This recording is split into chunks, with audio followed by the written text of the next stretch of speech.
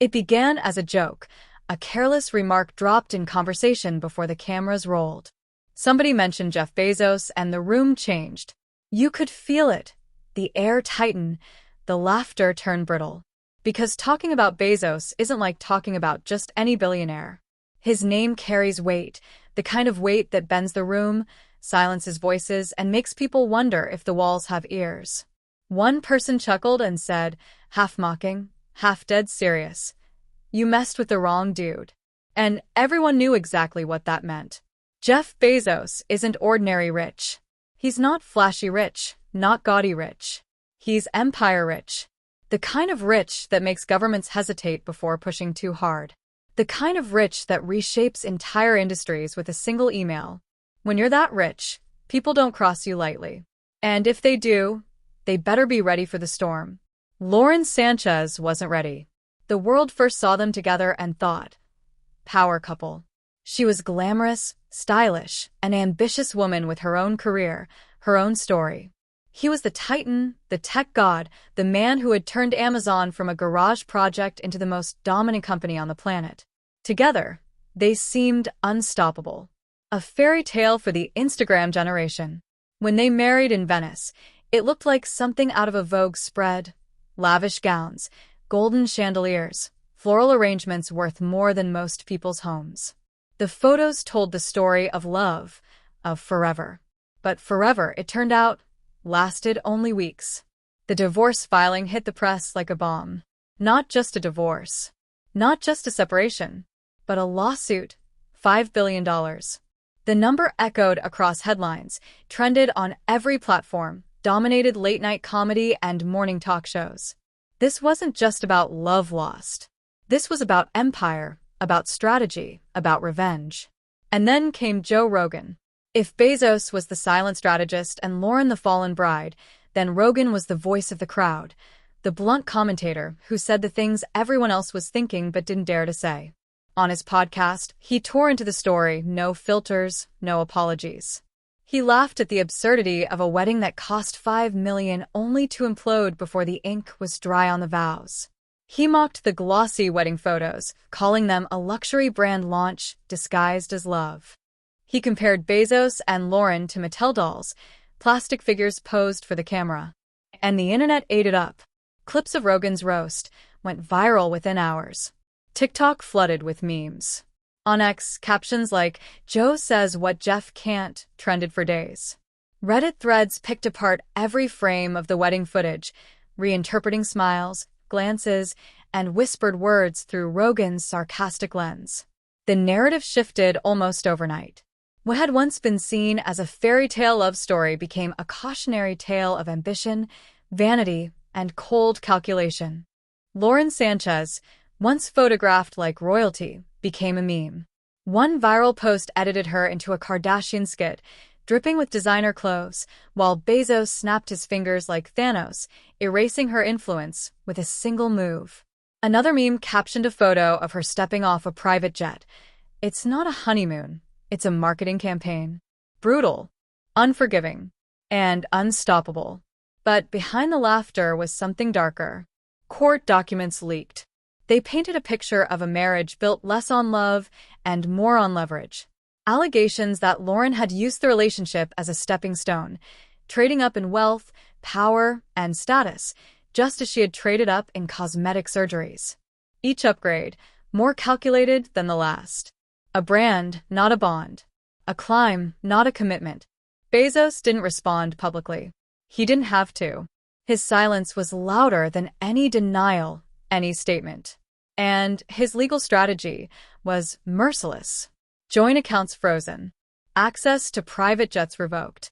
Every financial tie severed with surgical precision.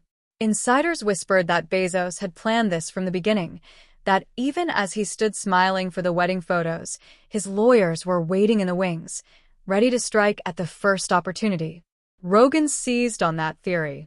On his podcast, he smirked and said, Bezos probably had his whole legal team hiding behind the floral arrangements, just waiting for the moment to hit send. The audience roared. The internet exploded. Bezos wasn't cast as the heartbroken husband anymore. He became the mastermind, the strategist. The man who let the cameras roll, let the narrative spin, only to crush it at the exact moment it suited him. And Lauren? She stayed silent. No interviews. No Instagram posts. No teary statement to the press. Nothing. And in the court of public opinion, silence isn't strength, it's surrender. Her absence allowed Rogan's version of events to take root, to spread unchecked. The internet decided that if she wasn't fighting back, it must be true. That she wasn't a betrayed wife. She was a failed climber. The damage was immediate. Fashion houses pulled away. Stylists refused to work with her. Rumored projects collapsed overnight. Her brand, once burnished by her association with Bezos, now crumbled under the weight of Rogan's ridicule. The influencer halo dimmed. The glamorous sheen dulled. She was no longer Lauren Sanchez, the future billionaire bride. She was a punchline. Meanwhile, Bezos remained untouchable. No tweets. No press conferences. Just silence and strategy. While the internet mocked Lauren, he moved quietly behind the scenes, dismantling the last of their shared empire with the cold efficiency of a general dismantling an enemy's stronghold. Every step precise. Every cut deliberate. And Rogan, sipping his drink mid-podcast, drove the final nail in with a single line. You don't become the richest man in the world by accident. You don't get played. You play the game harder than anyone else. The clip went viral. Millions watched, shared, repeated it. And with those words, the narrative was sealed. Bezos wasn't just rich. He was untouchable. Strategic. Ruthless. Lauren wasn't just unlucky. She was outplayed. Outmaneuvered. Outclassed. The wedding in Venice, once hailed as the start of a new era, now looked like the opening act of a carefully planned takedown. The gowns, the flowers, the glossy magazine spreads, all of it now viewed as a setup, a stage, a curtain about to drop. And when it did, it fell hard. The internet doesn't forgive. It doesn't forget. And in this case, it didn't sympathize. Lauren's silence was her undoing. Because in the age of viral content, if you don't tell your side of the story, the loudest voice becomes the truth. And Rogan's voice was the loudest of them all. Parody accounts flourished.